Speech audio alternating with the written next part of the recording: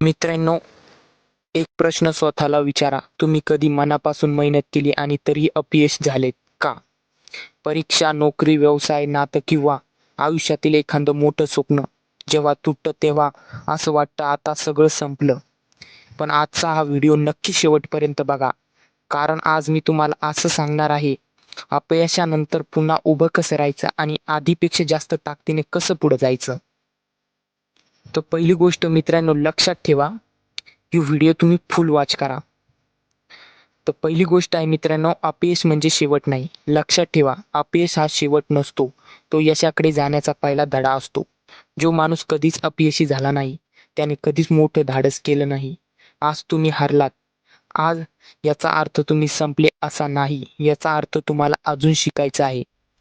दुसरी गोष्ट मित्रांनो, स्वतःला दोष देणं बंद करा. अपयश झालं, आपण स्वतःलाच दोष देतो.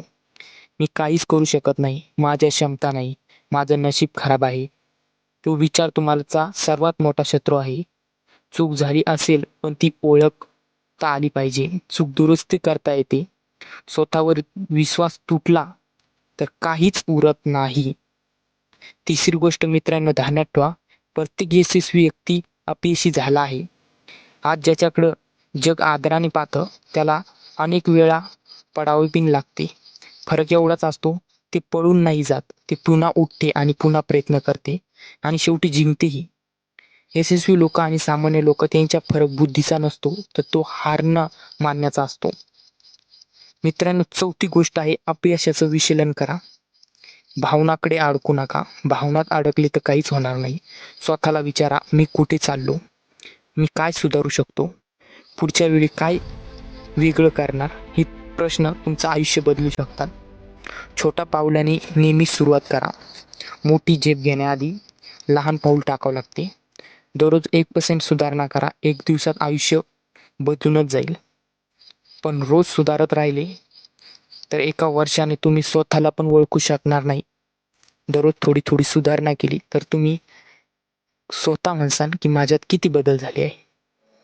मित्रांनो 6वा मुद्दा आहे, लोक काय म्हणतील याचा विचार करू नका. अपयशानंतर लोक बोलतील, टीका करतील, हसतील, पण लक्षात ठेवा, लोकांचं काम आहे बोलणं, तुमचं काम आहे पुढे जाणं. जेव्हा तुम्ही यशस्वी व्हाल तेच लोक टाळ्या वाजवतील. ही गोष्ट मित्रांनो लक्षात ठेवा. लोकायला काही काम नाही. लोक तुमची टिंगल उडवणार, तुमची मस्ती घेणार, तुमच्यावर हसणार, पण तुम्ही हार मानू नका. शिस्त हीच माणसाची खरी ताकद आहे मित्रांनो.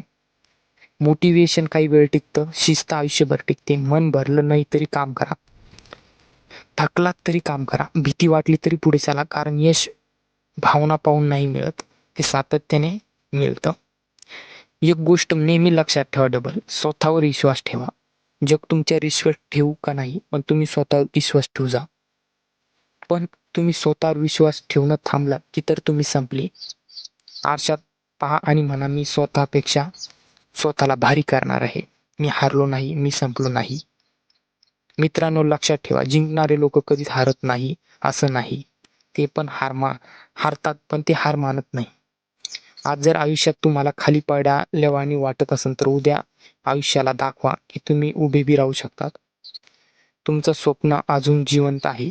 तुमची वेळ अजून गेली नाही, पण तुमची वेळ नक्की येणार आहे. म्हणून आजपासून एक निर्णय घ्या, रडायचं नाही, थांबायचं नाही, हार मानायची नाही. कारण अपयश तात्पुरतं असतं, हार मानणं कायमचं असतं. त्याच्यामुळे मित्रांनो लक्षात ठेवा, पुढची सुरुवात तुमच्या आयुष्यातील सर्वात मोठं यश घडू शकते. त्याच्यामुळे मित्रांनो विचार करत बसू नका, डायरेक्ट ॲक्शन घ्या. काहीतरी करायला सुरुवात करा, तेव्हाच तुम्ही विजयी होसाल. धन्यवाद.